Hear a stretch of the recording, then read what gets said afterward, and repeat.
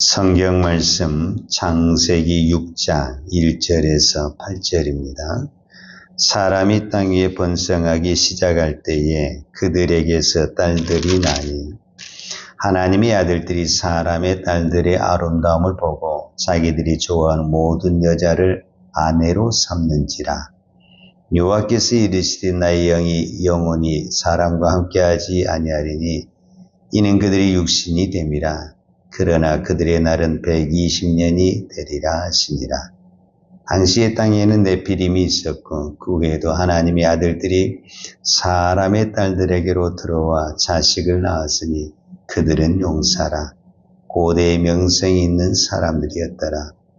여호와께서 사람의 지약이 세상의 가득함과 그의 마음으로 생각하는 모든 계획이 항상 악할 뿐임을 보시고 땅 위에 사람 지으셨음을 한탄하사 마음에 근심하시고 이르시되 내가 창조한 사람을 내가 지면에서 쓸어버리되 사람으로부터 가축과 기는 것과 공중의 새까지 그리하리니 이는 내가 그것들을 지었음을 한탄하니라 하시니라.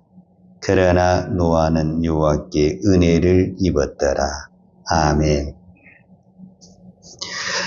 창세기 4장과 5장에 가인의 족보가 나옵니다. 그런데 가인의 족보에서 아담의 족보가 나오는데 아담의 족보에서 두 가지가 확실히 드러납니다. 하나는 가인의 족보가 나오고 하나는 셋의 족보가 나옵니다. 자, 가인의 족보는 인류 문명의 역사를 발달시키는 하나의 족보라고 한다면 셋의 족보는 예수 그리스도의 족보다 이렇게 말할 수 있습니다. 오늘 우리로 표현하자면 믿음의 사람이 있고 믿지 않는 사람이 있다라는 것과 같은 의미가 있습니다. 그런데 오늘 창세기 6장 1절에 보면 사람이 땅 위에 번성하기 시작할 때에 그랬거든요. 번성하다라는 단어를 우리가 먼저 생각을 해야 되는데 번성하다라는 것은 복을 받은 거죠. 우리가 가장 쉽게 이야기하면 축복을 받은 것. 번성해졌다는 건 뭔가 숫자가 많아졌다, 아니면은 힘이 더 강해졌다, 뭔가 큰 이렇게 성장을 했다. 그래서 번성하다의 단어의 뜻은 크다, 많다, 증가하다, 이런 의미를 가지고 있어요. 자, 사람이 복을 받는 것, 그 다음에 성장을 하는 것, 그 다음에 많은 것을 소유하는 것, 이거는 축복이고 좋은 것입니다. 그런데 문제는 그때가 위험하다, 이렇게 말할 수 있죠. 왜냐하면 사람이요, 다른 사람 볼 필요 없어요. 나를 봐도 그래요. 내가 작다고 생각을 하잖아요. 그러면 겸손하고 나를 자랑하지 않아. 왜? 내가 작으니까 자랑할 것이 없어. 드러낼 것이 없어. 그리고 힘이 없으니까 아무런 어떤 그 영향력이라든지 나를 드러낼 것이 별로 없죠. 근데 나에게 힘이 있다, 내가 크다, 내가 권력이 있다, 뭔가 많은 것을 소유하고 있다, 그러면은 나도 모르게 그 힘이 말에서 나오고 행동에서 나오고, 이제 그걸 딱 보고 우리는 저 사람 교만해졌네, 눈에 베이는 게 없네, 이런 소리가 이제 들리기 시작하게 됩니다.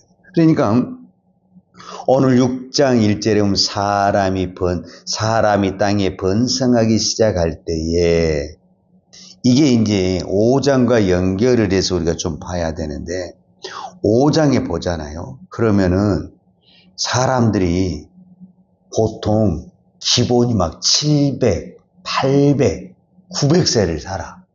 오늘 우리로 말하자면 900세까지 안 죽고 계속 자녀를 낳으니까 사람은 안 죽지, 계속 애는 낳지, 자연적으로 막 급속도로 이렇게 어떤 부분에서 인구수가 증가했다. 우리가 이렇게 볼 수가 있죠.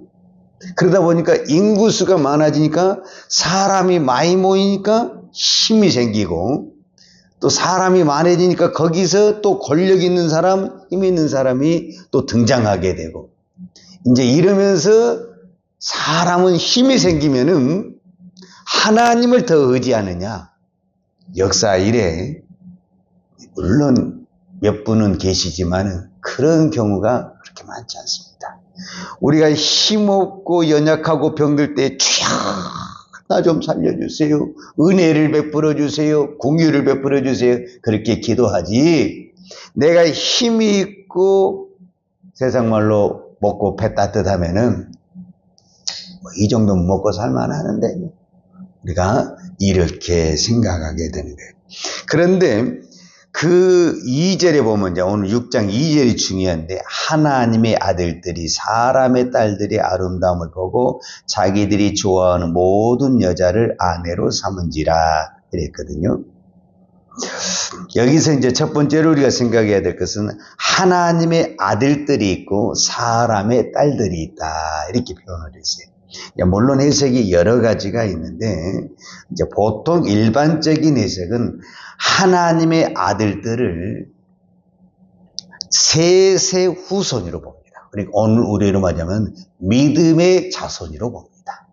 사람의 딸들을 누구의 후손으로 보냐면은 가인의 딸들로 봅니다. 그러니까 세상에 믿음이 없는 그런 세상의 딸들로 봅니다. 그런데 항상 세상의 딸들이 이쁘고 아름답고 꾸민 거를 잘 꾸밉니다. 그런데 이 하나님의 아들들이 사람의 딸들하고 결혼을 한다. 여러분, 결혼은 축복이죠. 결혼은 좋은 것입니다. 그런데 결혼의 기준이 뭐냐? 이건 굉장히 중요합니다. 왜 중요하느냐? 결혼은 두 사람의 결혼으로 끝나지 않습니다. 당사자와 당사자의 집안도 있고, 또 결혼은 반드시 누가 나오게 되냐면 후손이 나옵니다. 그 후손이 누구에 의해서 거의 결정이 되냐면은 여인에 의해서 결정이 됩니다. 그러니까 여인이 믿음의 자녀잖아요. 그러면 후손이 거의 믿음의 자녀가 많습니다. 근데 이 여인이 믿음의 자녀가 아니잖아요. 이 자녀가 믿음을 가질 확률이 그렇게 많지가 않습니다. 우리가 대표적으로 우리가 역사를 봐도, 우리가 성경의 역사를 봐도 솔로몬이 누굽니까? 다윗의 아들, 즉 믿음의 자녀입니까? 믿음의 자녀.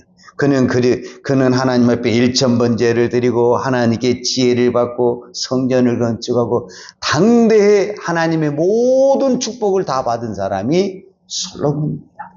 근데 솔로몬이 결혼을 어떻게 해버렸냐? 이방의 여인과 결혼을 해버린 겁니다. 그것도 한두 명이 아니죠. 물론 이제 정책적으로 그렇게 나라를 안정시키고 부강시키는 어떤 명분이 있었지만, 어찌됐든 그래도 결혼은 결혼이잖아요. 그러니까 이방의 여인을 끌어들이면서 이방의 5만 가지 잡신이 다 돌아버렸다. 그래서 솔로몬의 마지막이 결국은 어떻게 끝나냐? 하나님을 떠나는 것으로 끝나게 돼요. 그리고 솔로몬이 죽으면서 나라는 이렇게 분열이 되는 이런 비극이 어디에서 출발했냐? 솔로몬의 결혼에서 출발했다라고 볼 수가 있습니다. 그래서 이 창세기 이 시대나 오늘 이 시대나 오늘 우리의 시대나 결혼은 다 너무 중요하다라고 볼 수가 있습니다. 어떤 사회학자는 이런 말을 했어요. 그 시대의 문화, 그 시대의 인간의 정서와 정신을 어디를 보면 알 수가 있느냐? 결혼을 보면 알 수 있다라고 볼 수 있어요. 우리가 딱 결혼식에 들어가 보면은 우리도 잘은 모르지만은 느낌이라는 게 있잖아요. 지금 우리 시대에 우리가 지금 하나님을 믿는다고 하지만, 저도 자녀를 키우고 있지만, 그들이 배우자 선택할 때 기준이 뭘까요? 말로는 다 믿음이라고 그래, 믿음이라고. 근데 믿음 있는 사람 딱 갖다 대면, 직장이 그렇고, 인물이 그렇고, 뭐가 그렇고. 그러니까 우리의 기준이 오늘 이 하나님의 아들들이 사람의 딸, 그러니까 이 아름다움에 눈에 보기에 좋은 어떤 치장하는 거기에 기준을 두었다라는 거죠. 이게 왜 중요하냐? 이게요, 아담과 하와의 피가 그대로 드러난 거예요. 하와가 선악과를 따먹을 때 어떻게 따먹었냐면, 물론 뱀이 유혹을 했죠.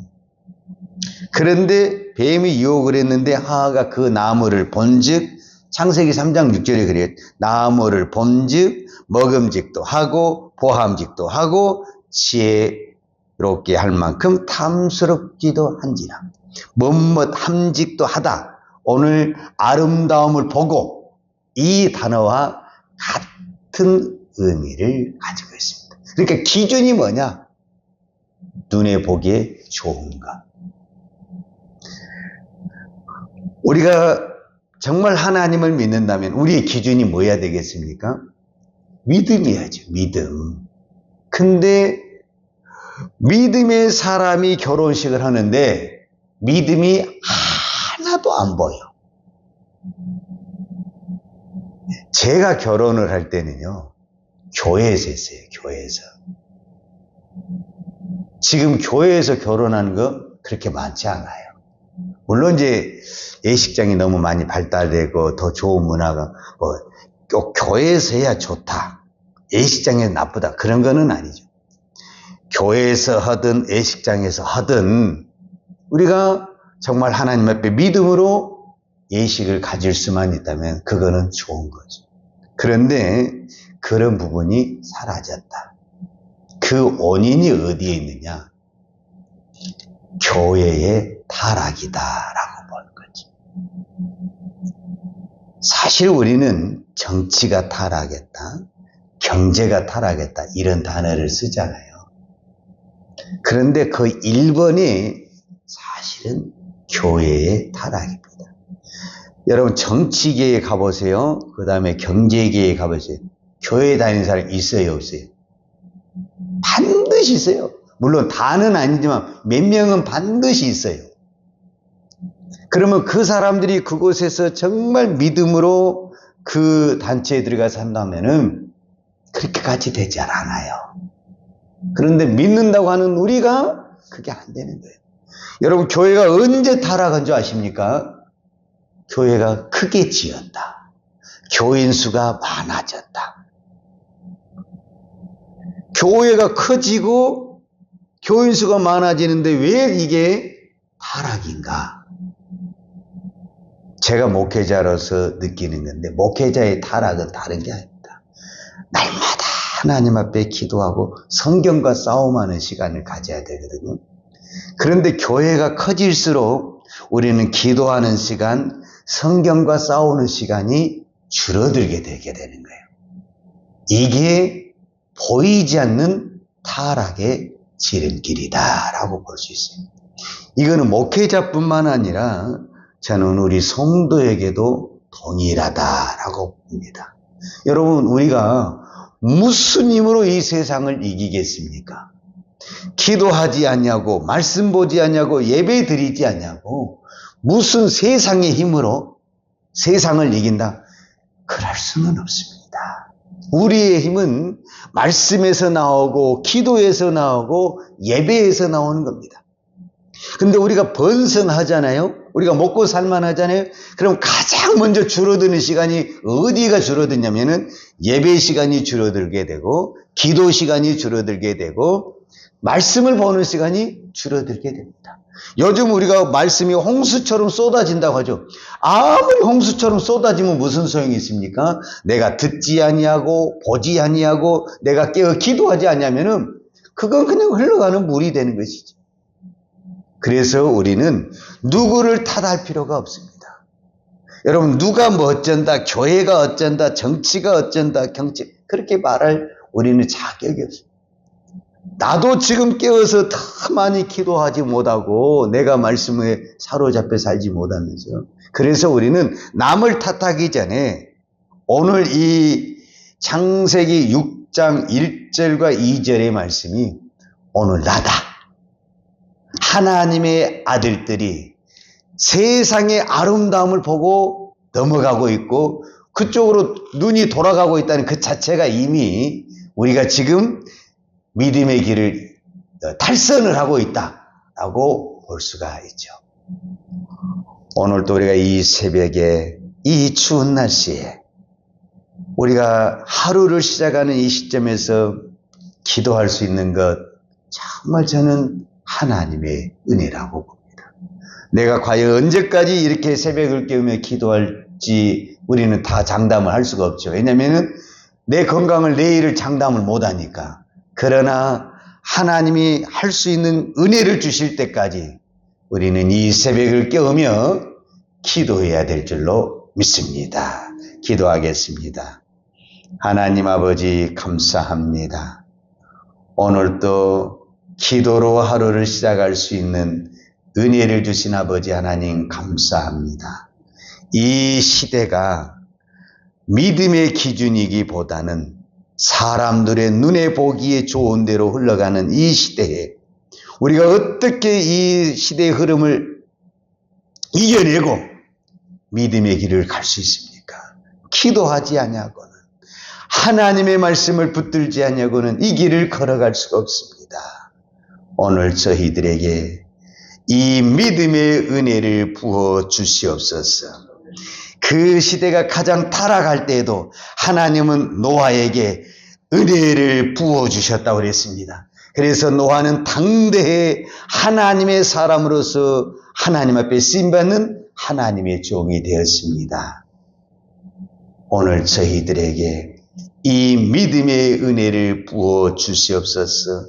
노아에게 부어주셨던 그 은혜를 부어주셔서 우리가 세상의 풍물을 따라가는 것이 아니라 오히려 세상을 향해서 믿음의 길을 걸어갈 수 있는 하나님의 종들이 되게 하여 주옵소서. 오늘도 이 새벽에 기도합니다. 하나님, 기도하는 자녀들을 주님이 축복하여 주셔서 사랑하는 자녀들이 이 세대를 본받지 않냐고 믿음의 길을 걸어갈 수 있는 은혜를 주시옵소서. 예수님의 이름으로 기도하였습니다. 아멘. 유하는 내게 복을 주시고 너를 지키시기를 원하며 유하는 얼굴로 내게 비추사 은혜 베푸시기를 원하며 유하는 얼굴을 내게로 향하여 드사 평강 주시기를 원하노라. 이제는 교회의 머리 되신 우리 주 예수 그리스도의 은혜와 아버지 하나님의 그 크신 사랑과 성령님의 풍성한 은혜가 오늘도 오직 믿음을 기준으로 삼고 믿음의 길을 달려가기를 원하는 사랑하는 주의 종들 머리머리 예와 이 나라의 민족과 한국 교회 위에 온 열방에 이 생명의 복음을 증거하는 선교사님들 위에와 사랑하는 주의 자녀들 머리 위에 이제부터 영원토록 함께 있을지어다. 아멘.